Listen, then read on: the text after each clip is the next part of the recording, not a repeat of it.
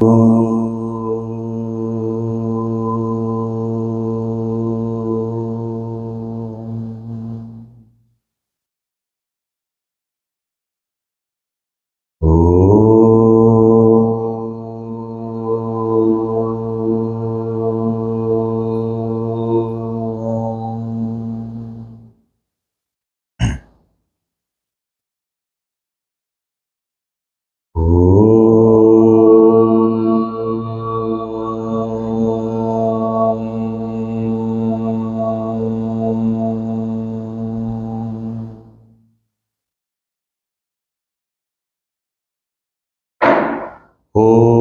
Shri Ganeshaya Namaha. Om Shri Saraswatyai Namaha. Om Shri Gurubhyo Namaha. Om Samasta Jana Kalyane Niratam Karunamayam Namami Chinmayam Devam Sadgurum Brahma Vidvaram. Om Mukam Karoti Vachalam Pangum Langhayate Girim Yat Kripatamaham Vande Paramananda Madhavam. Om Parthaya Pratibodhitam Bhagavata Narayanena Swayam Vyasena Grathitam Purana Munina Madhye Mahabharatam Advaitamritavarshinim Bhagavatim Ashtadashadhyayinim Amba Tvam Anusandadhami Bhagavad Gita Bhavadveshini.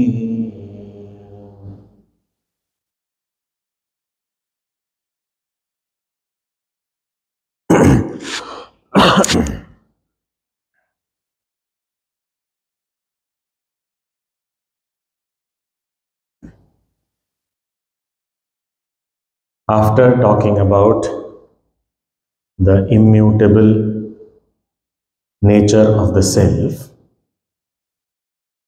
now Shri Krishna comes a notch down and he says that if you think, you don't consider this changeless self to be the ultimate reality, and let us say I accept your view that this self is born again and again and dies again and again. If that is considered to be the truth, even then there is no reason to grieve. Why? Because the rule is, we read verse number 27, that the rule is whatever is born must die, and whatever dies comes back, maybe in some other form. So it is, this cycle will continue. So there is actually no birth or death. What is happening is recycling. So all this is recycled, comes back in another form. This we understand very well in our homes. Often this happens, that sometimes the eldest child, for that child one t-shirt is brought, new t-shirt is bought. Then after that the child grows, and then the next child inherits it. Like that, how many ever 3-4 children, it will come down. Evam parampara praptam. It will come from that. So the same thing is coming down. So slowly, second hand, third hand, fourth hand has come. Okay. After that, they say that now you can't wear it. No, this is too old now. So then it takes the form of night clothes.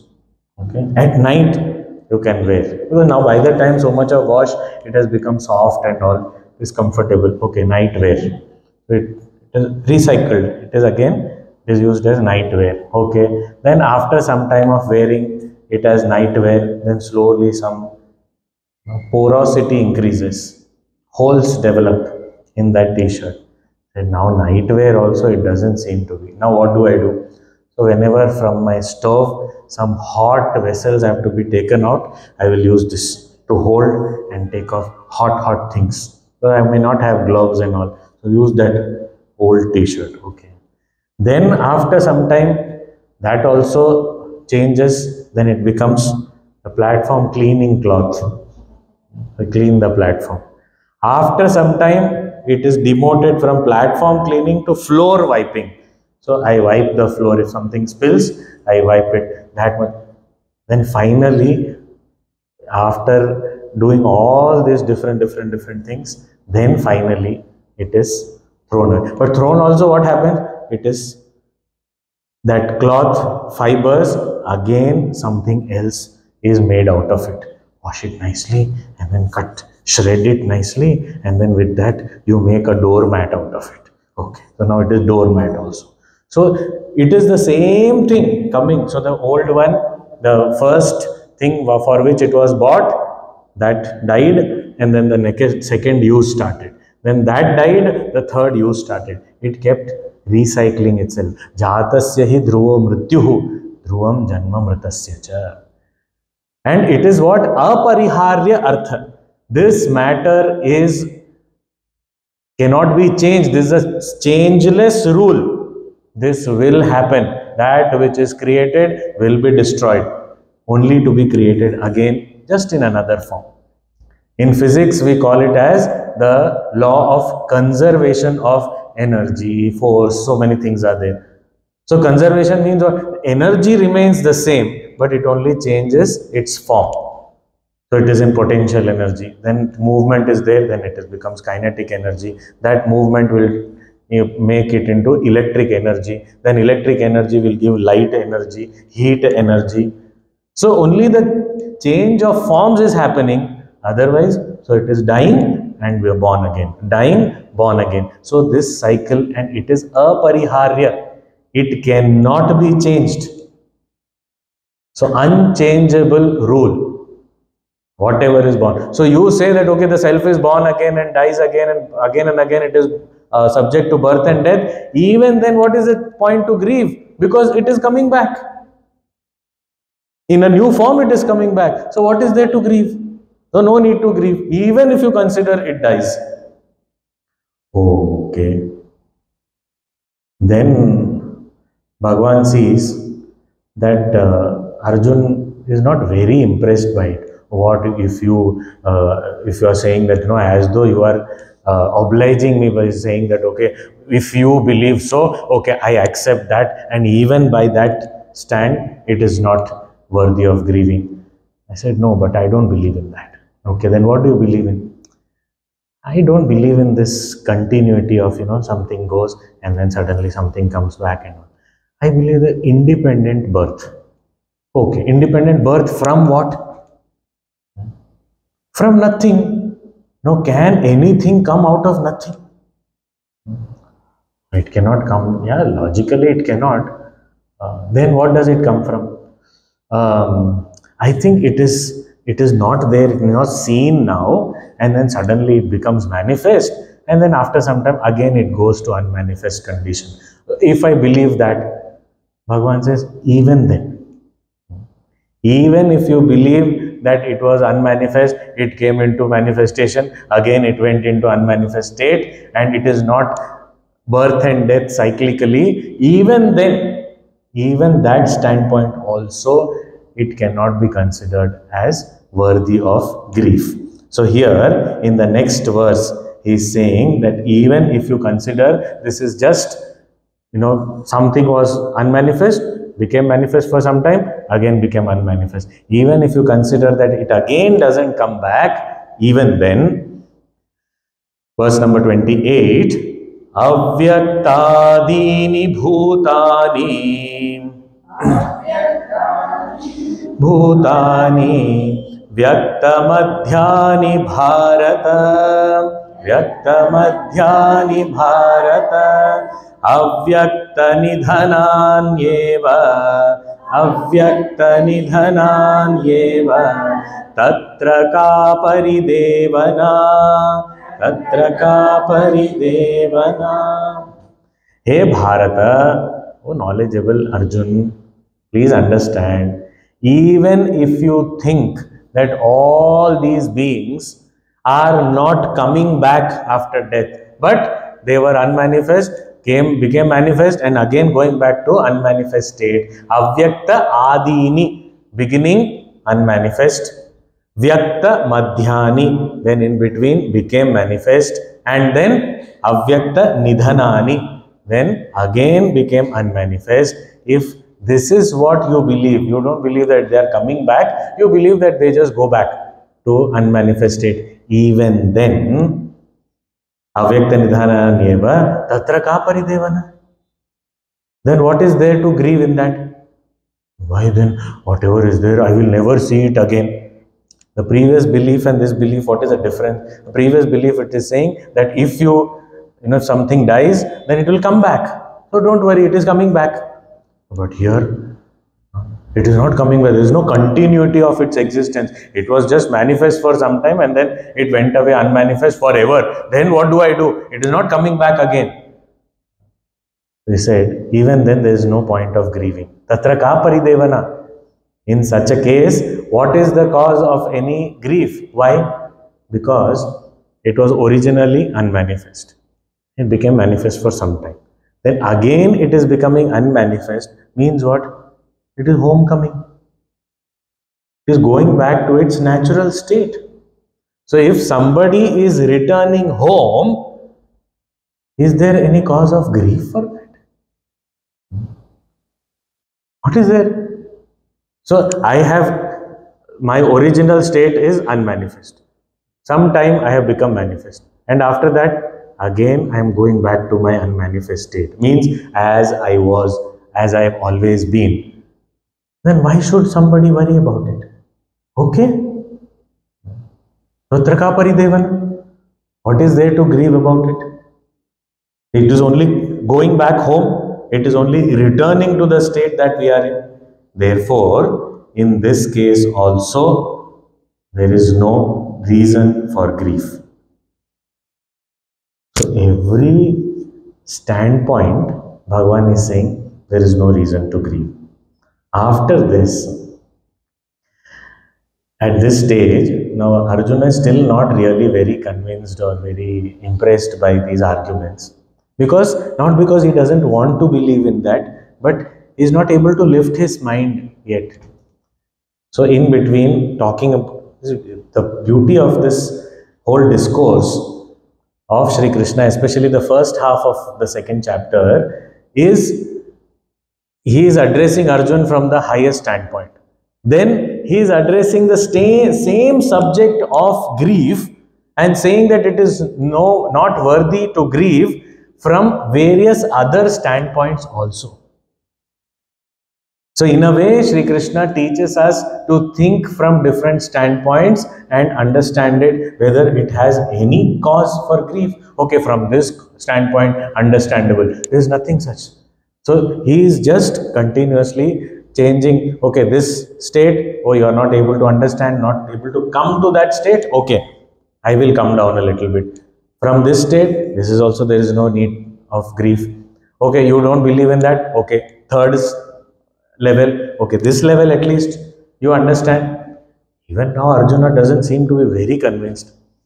So usually a teacher addressing the students from heights of knowledge, then says, okay, let me come down one step, two steps. After that, the teacher gets impatient with the student. What is this? I am coming down to your level, you are not able to understand. At least one step you come forward, I have come two steps down. Usually they get impatient, but Bhagwan is not like that. Bhagwan is smiling at Arjuna and saying, why should I blame you that you are not able to raise yourself in this condition? Why should I blame you? Why? Because the subject matter itself is like that. That everybody doesn't get it. Why? What is so different about this subject matter? So he says in verse number 29, Ascharyavat pashyati kaschidenam आश्चर्यवत् पश्यति कश्चिदेनम् आश्चर्यवद् वदति तथैव चान्यः आश्चर्यवद् वदति तथैव चान्यः आश्चर्यवच्चैनमन्यः शृणोति आश्चर्यवच्चैनमन्यः शृणोति श्रुत्वाप्येनं वेद न चैव कश्चित् श्रुत्वाप्येनं वेद न चैव कश्चित्. This self is such that even if somebody understands it, is able to experience it, that experience will be full of surprise. Ascharyavat pashyati kaschit enam. Enam atmanam ascharyavat pashyati. Such a person sees this self with ascharya, with astonishment. Oh, then that person, he is experiencing something so sublime, so beautiful, he wants to share. So how does he share? How does he speak about it? Ascharyavat vadati. He speaks also, this self, this something out of the experiences, whatever we have experienced, nothing like it.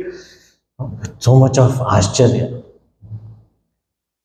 And the one who is listening, how did that person listen? Ascharyavat-chainam anyaha shrunoti.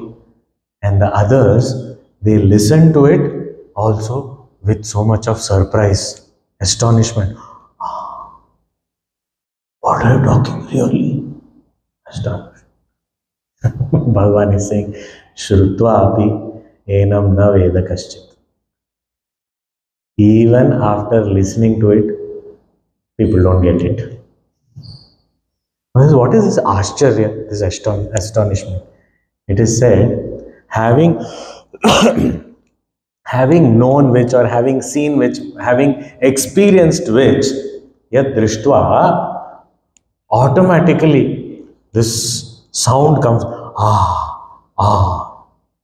yat drishtva, iti charyate, iti ascharyam. So that is how the ascharya word comes. That when you say, that is ascharya. What we call as the moment. That is ascharya. We are just, our jaws drop. That is ascharya. When we see something, never thought something like this. That is ascharya. Now, first statement is, where is ascharya? Ascharya, the first ascharya is when one experiences it. Now, when one experiences, why is he surprised? He says, it was so simple and I did not get it. What a surprise. So his ascharya is what? That it was so simple, so straight. It was not close to me. It is me. And I was looking for it in the world outside. I was trying so many things. I was standing upside down, searching everything, turning things around. But only now do I understand it is me. I never knew this. These are all words we are adding. But in Ascharya, no words comes. No thoughts. That is the thought. Oh, I never thought. This is the experience of the self. This very famous story. There was this well, and a frog used to live in this well. And suddenly one day, from the ocean, one fish came into the well. And then the fish told the frog that, you live here only? And yes, I live here. So, okay. But why don't you venture out somewhere? Where will I venture out? I'm in the well. I have such a big well. And I'm the king of this well. I don't need anything else. So much of water is here. Why should I go anywhere? The fish said, I come from the ocean. You know ocean? What ocean? Ocean, there is lot of water. Oh, lot of water. Like more than this well also. But what this well? It has much more than this well. Oh, means double than this well. Two wells equals of water. Not two. What to talk? Much more than that. Oh, then how much? Three wells. Now how much will that frog count? Poor thing, he doesn't know counting also. So he goes up to 10. 10 wells. Now the fish says, now how to explain to this person? How do I say that it is much more? The fish says, it is much more, not 10, 100 wells. Now the frog doesn't understand what 100 means. He knows counting up to 10 only. Okay, 10 wells into 10. Oh, 10 times 10 wells. His brain stopped working. So much, you're bluffing. It cannot be possible. I don't believe you. What is this? You say 2, 3 wells. Still, I can understand it was a bigger well. Okay, but I don't need your bluffing. Now the fish. You don't get my point. So much of water, so much of water. You don't understand. Now the fish is getting surprised. Why is he not able to understand? It is such a great thing. And I never thought I will have to explain ocean like this. And I will be unsuccessful in explaining ocean. So that fish is surprised by that experience. The frog is completely surprised. How is it possible that so much of water will be there somewhere? It is not possible. 100, what 100 you are talking? I cannot believe this. So much surprise. So the one who is speaking, surprise. One who is listening, surprise. But after listening also, the frog doesn't get it. What is the ocean? So much, big well. All that he can say is in terms of well. He cannot say something else.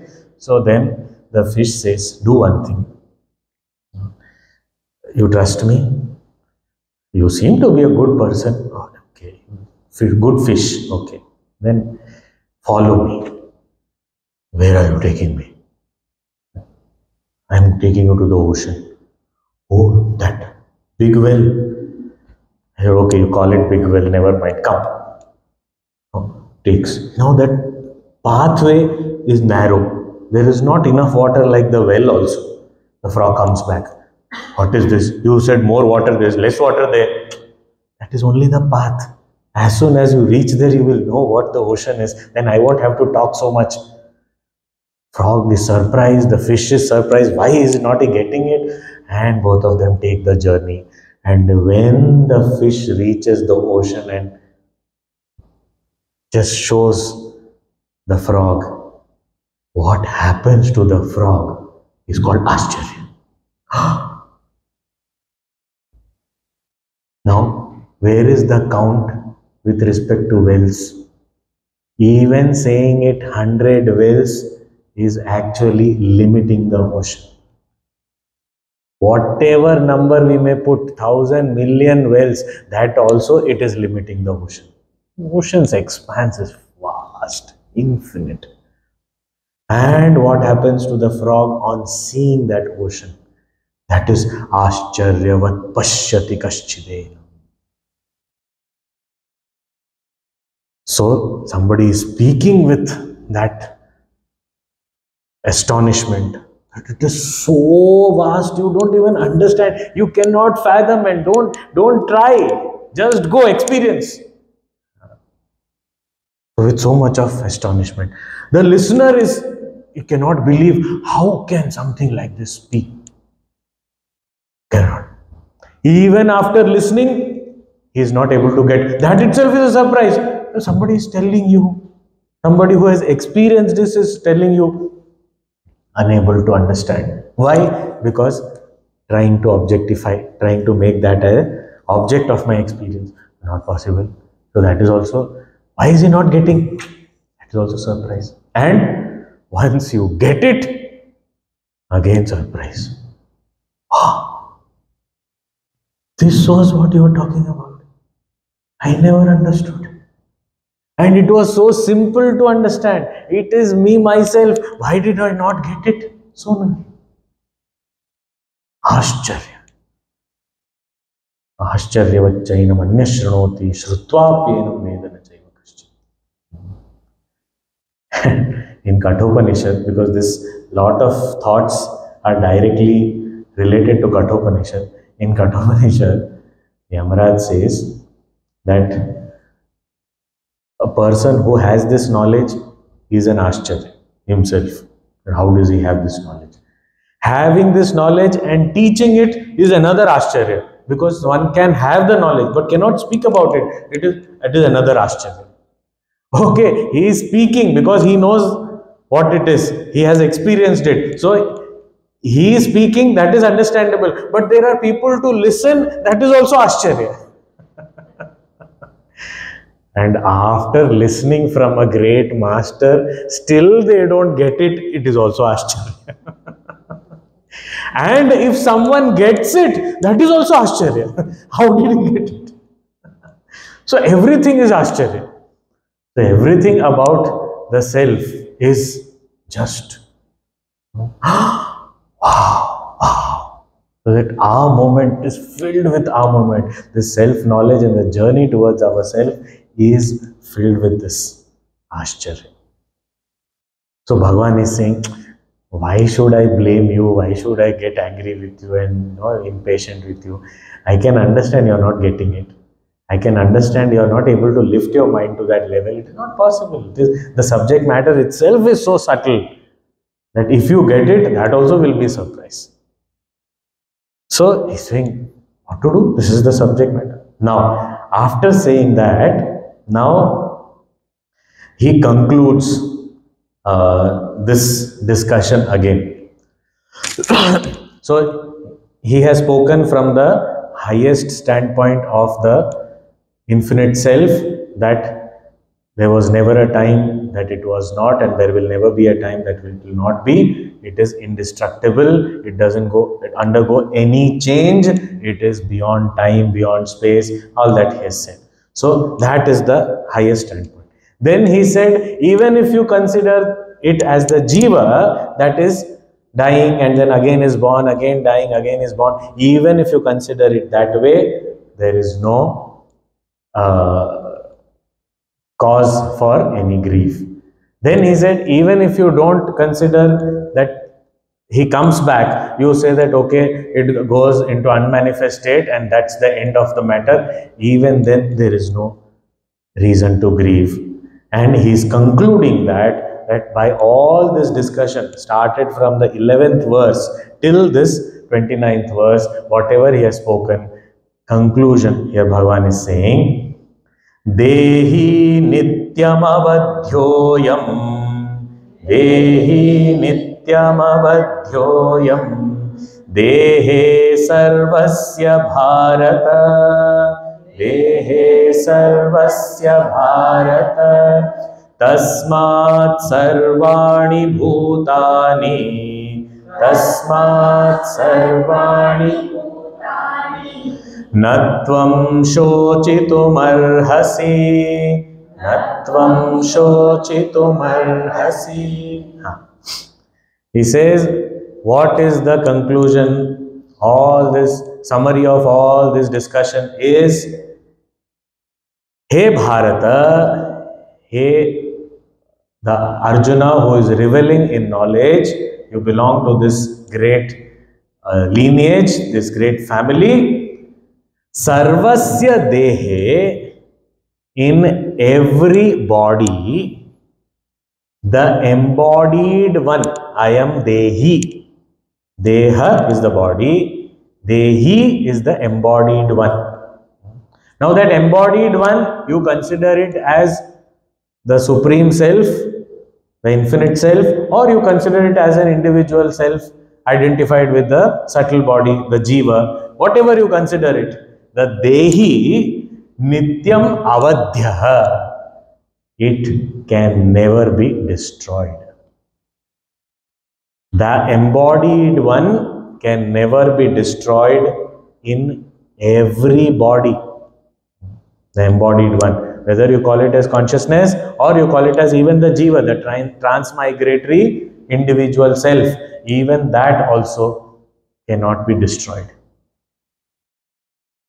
So all these arguments have been given. So it is not discussion here. Here just the conclusion. One statement. He is saying the conclusion is Sarvasya Dehe, in everybody's body there is this embodied self which can never be destroyed.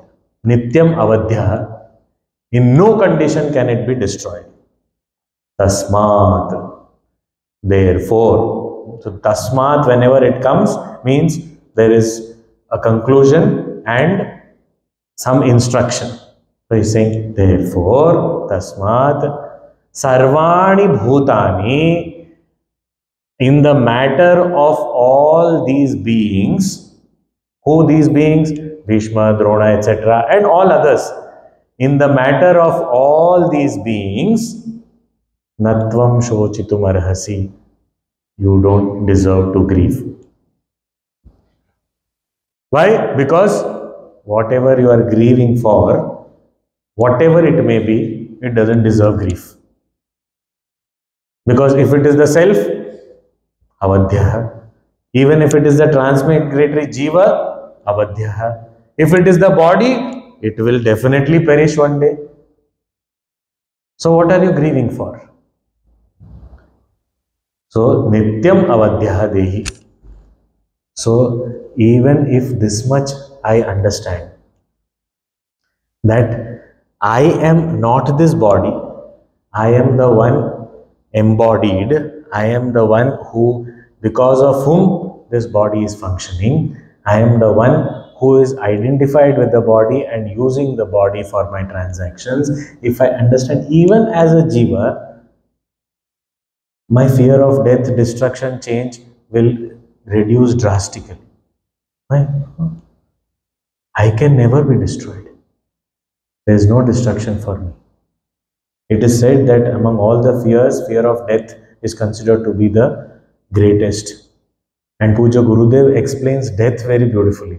He says the ultimate death of the body, we don't even know what it is.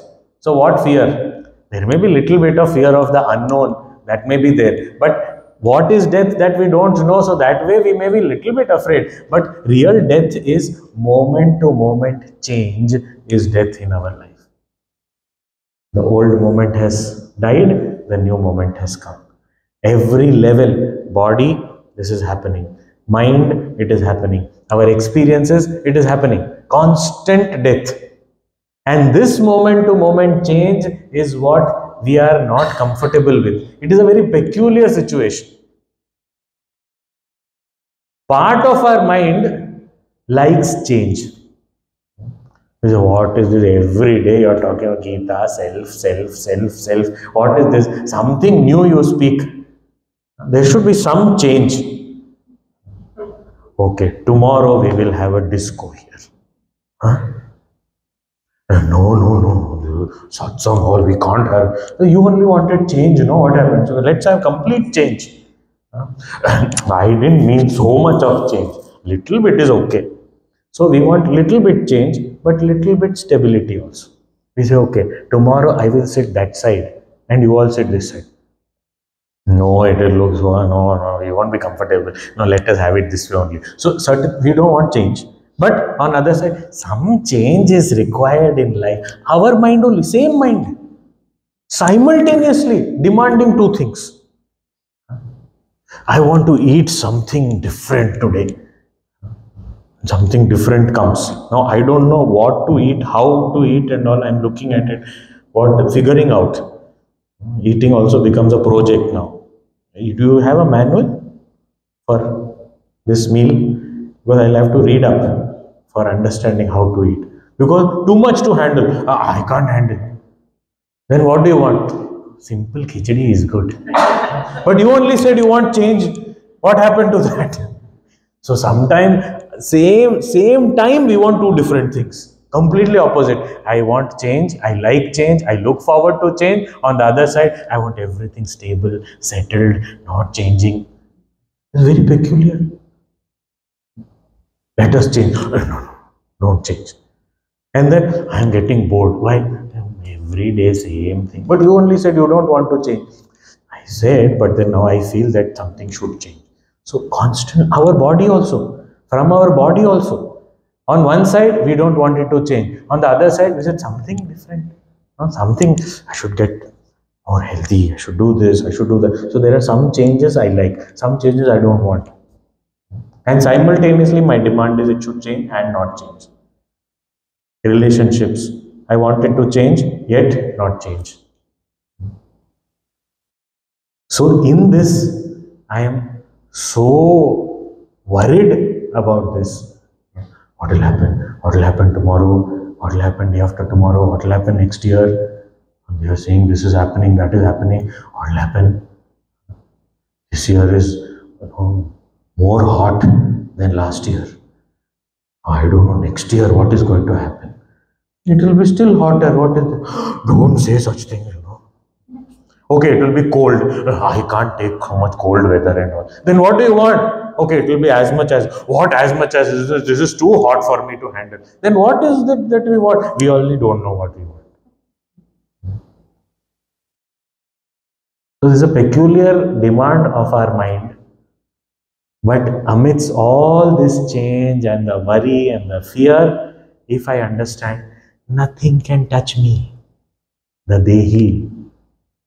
Deha, yes. And when we say Deha, it is meaning not just the physical body, even the subtle body. Subtle body also can undergo change. But the one associated with that consciousness can never be touched by anything.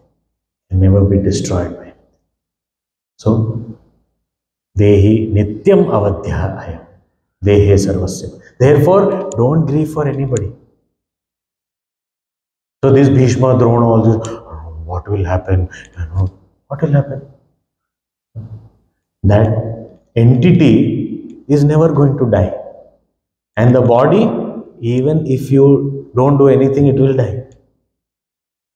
So then, Nattom Shochitum Arhasi. Therefore, for all these reasons, no need to grieve. End of the subject matter. Still, Arjuna was not very happy or convinced.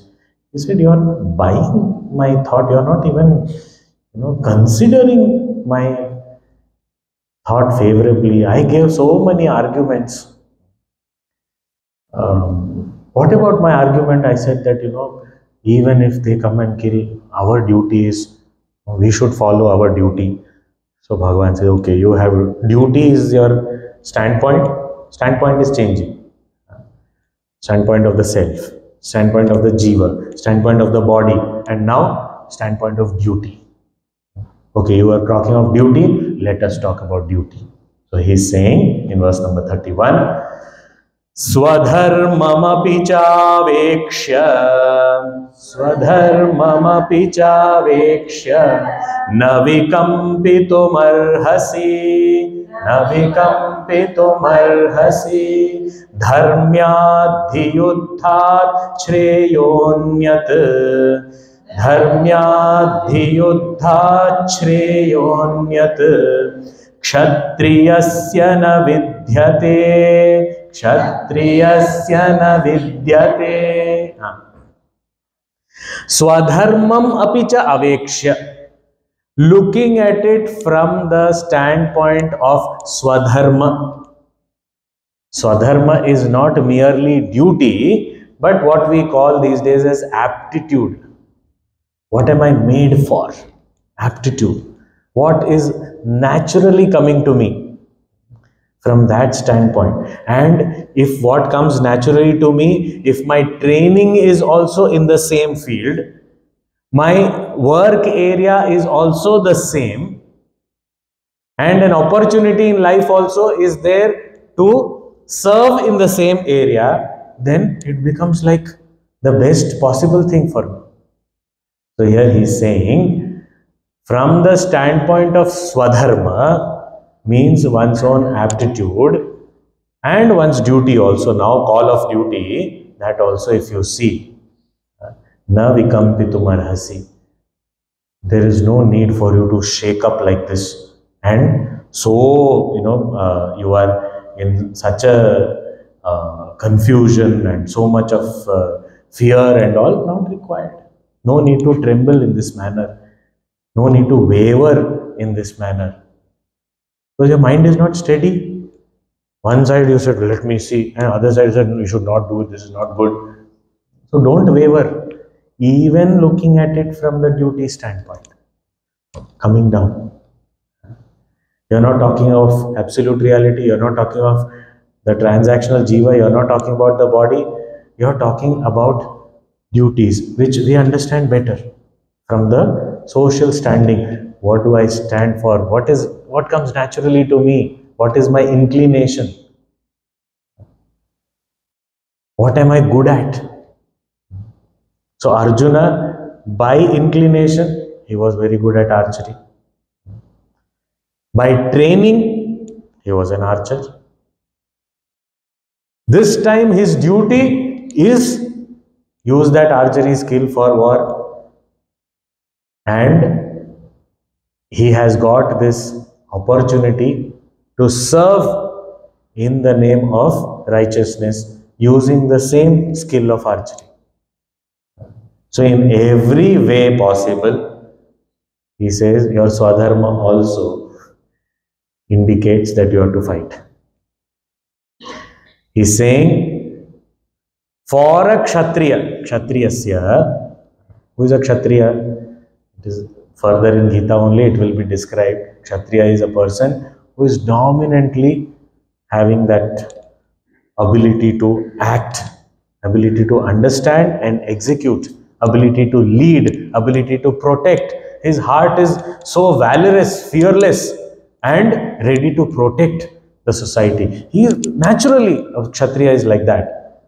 So for a Kshatriya, there is nothing greater than dharmyad yudhyad, greater than a righteous battle, a war for a righteous cause.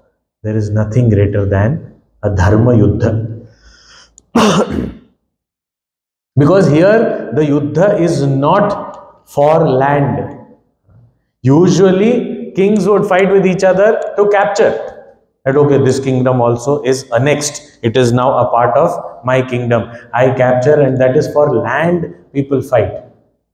This is not a fight for land. This is not a fight for kingdom.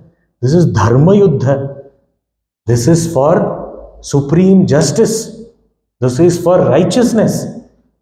And nothing is greater than such a dharma yuddha opportunity for a kshatriya. Dharmyad yudhyad shreyaha kshatriyasya na vidyate. Anyat shreyaha. There is nothing other than this which is greater for a kshatriya. Here he says kshatriyasya na vidyate. By saying this, Shri Krishna is pricking Arjuna's ego. He says your identity as the self, you are not able to identify with. Okay. You are not able to identify even as the Jiva. From this body standpoint, you are already identified. From that standpoint, there is no grief. It has been established. Now, I am a Kshatriya.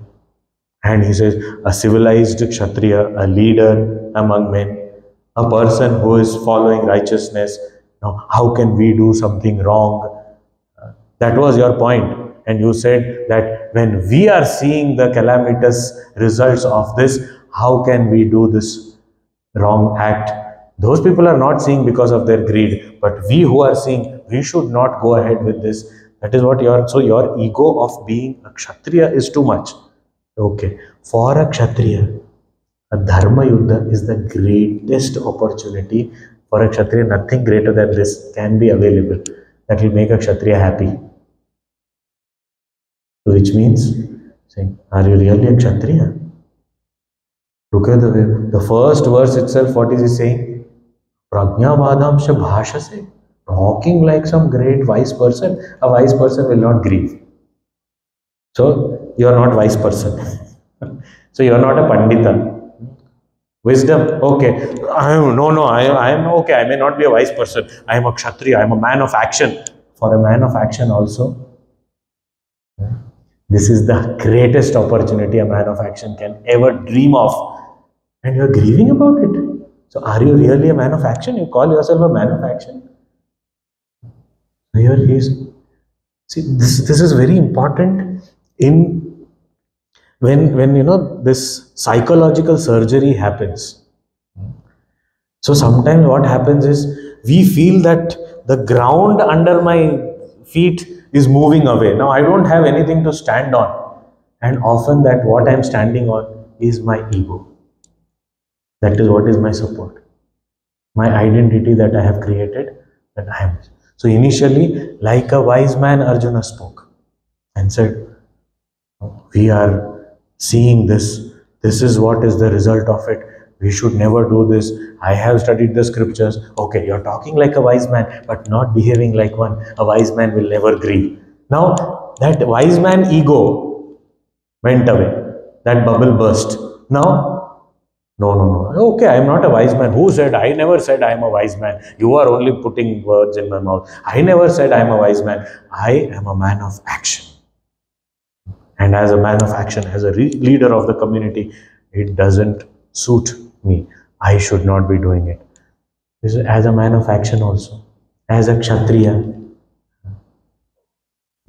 this is the best opportunity a Kshatriya can dream of. And are you really a Kshatriya? Are you calling yourself a Kshatriya? Again, the very foundation, this ego, this identity, it is shaken.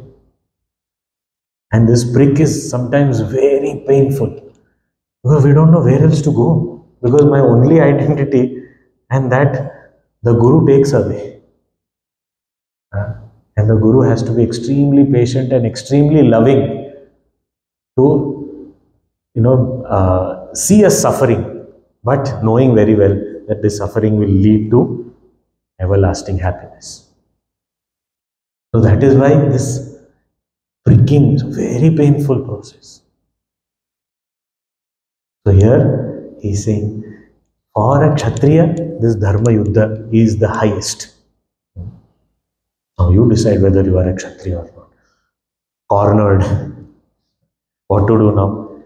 Now one more verse he is saying in the same topic. Yadrichaya chopapannam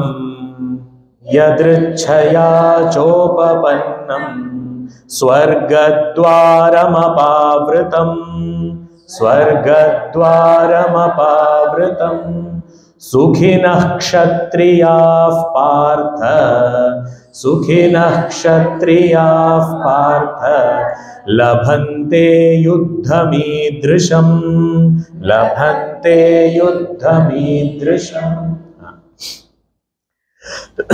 He says,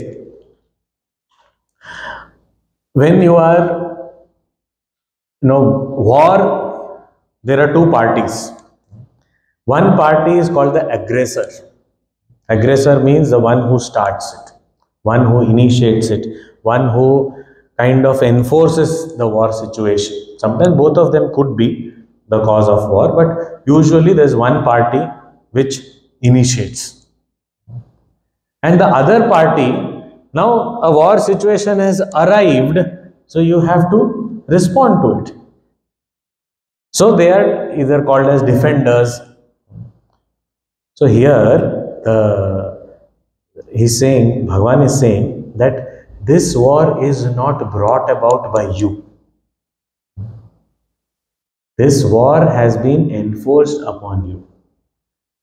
Because from the Pandava side, Bhagwan Shri Krishna himself went as a peace envoy. He compromised the cause to the lowest possible extent. He said, okay, not the half of the kingdom, give us just 5 villages. That's okay. They'll be happy. Although he had not checked with the Pandavas. Bhima would not have been happy. Arjuna himself would not have been happy. Even Yudhishthira, Dharmaraj, he would not have been happy by the settlement. But if it was coming from Krishna, he would have accepted it immediately.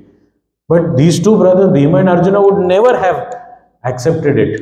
Out of love for Krishna, yes, maybe, but they would not have been convinced about it. But without checking with them, Krishna says, okay, I will explain to them, I will convince them, not to worry. It is not just a matter of half kingdom. This full kingdom, Yudhishthira should be made the king. He deserves it. Not only he deserves it, he is the rightful heir also to this throne. So he should be getting it. But okay, half, even that not done. Okay, 5 villages, that much at least you give. It was refused. In the court, in front of everyone, this proposal was given and that was refused, and Duryodhan very clearly made a statement that war is the only way, let's decide on the battlefield. So it was not your initiative. This war has come yadrichaya. Yadrichaya means by itself it has come to you. It has arrived in your life. Yadrichaya upapannam. This war has come to you without asking. And Puja Gurudev very beautifully says, and this is something that we need to always remember in life, that which comes unasked comes from God. Anything that comes unasked comes from God. This is Gurudev's statement. And if Bhagwan has sent this to us, I did not ask for it, but it has come.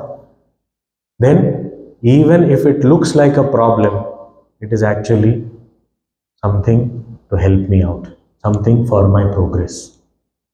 Anything it can be. It can be something extremely unacceptable in our present understanding. It may not be acceptable. Okay, never mind. But unasked, it has come to me. Means it has come from Bhagwan himself. So he's saying, Arjun, you did not bring about this war. This war has come to you. Yadrichaya chopapannam. And such a dharma yuddha that has come straight to you, giving you an opportunity to use all your skills and knowledge in the service of the community for establishment of dharma. Then what does it mean? It means the doors of heavens are open for you. In either case, you will reach heaven. Why? Because in battle, if you die, Veera Swarga, you will get Swarga only. And if you win also, what you are doing, the cause for which you are fighting, that has ensured it is, the doors are wide open. Doors of heaven are wide open for you. By itself it has come. You did not have to go there and knock. This, in the form of this war, the heaven doors have opened for you. Unasked. And idrisham yuddham, when people get kshatriyaha, when kshatriyas get this kind of yuddha, then sukhinaha, they become very happy. So those kshatriyas who get to fight this kind of war, and that too for this cause, they are very happy that they have been blessed with such an opportunity. Again, prick. You don't seem to be very happy. A kshatriya would be very happy. Arjun, kshatriya would be very happy. This is very interesting conversation between a father and son in the Upanishad. The son doesn't go to school. So, long time. Those days, 5-year-olds used to be sent to the Gurukul, and then they used to stay with the Guru for a long time, gain knowledge and come back. Now here, this fellow was 12 years old, did not go to school at all. His father was running a school in his home, Gurukul, but he would not come and attend. Because my father, what? I don't want. And no other school also. So this very beautiful, very, very short, very brief Upanishad. this father and son dialogue. Father goes and says, in our family, nobody has remained without studying, you know. And a person who doesn't study in our family is called a relative of a Brahmana. Brahma Bandhu. Brahma Bandhu means what? That you are born accidentally in the family, you have no qualities of a Brahmana. So you are a teacher's son, but no knowledge at all. That is what, this is the history so far. But I think this record is going to be broke very soon. So when the son listens to that, oh, okay, I want to go to school now. So then he is sent to school after that. So, something like that here, pricky. Okay. A Kshatriya, having gained this war unasked, would be very happy. Now, Arjuna, you don't look very happy. Sukhina Kshatriya Partha Labhante Yuddham Idrisham. And he's saying plural. He may have even pointed towards people.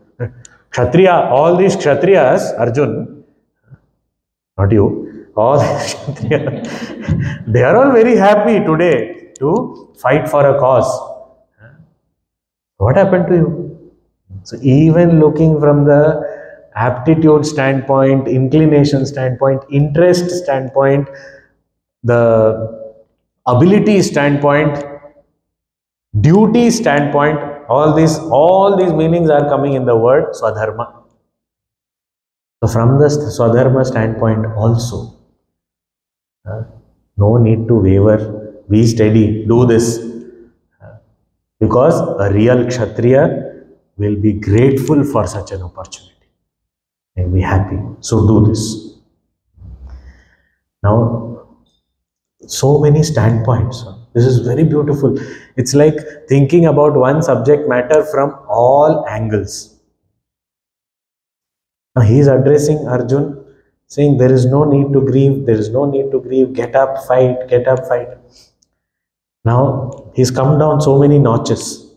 From the highest standpoint, he's come down so many steps. Now, the next step, one more step he's going to come down. Two more steps he's going to come down. Next step is something that may work with most of us. And if this doesn't, then the next one definitely. And it worked with Arjuna. So we'll see that. Very, very beautiful. Bhagwan, his compassion that is coming down to the level of the student and as though grabbing his hand and pulling him to the highest level. And this entire journey of Bhagwan coming down the ladder, taking Arjuna's hand, taking him to the highest. In this chapter, we will see this whole journey. This one chapter itself, it will be seen. So beautiful. So we will see that further.